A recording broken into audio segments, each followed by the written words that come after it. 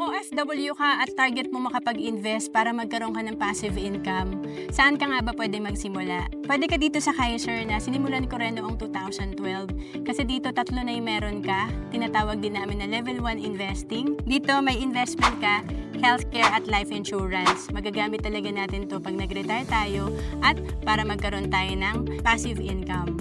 Magbigay tayo ng sample. Ang Kaiser ay 7 years to pay lang or one-time investment. Kung nag-start ka dito na ang binabayaran mo ay 30,000 per year, times 7 years, ang total investment mo nasa 210,000.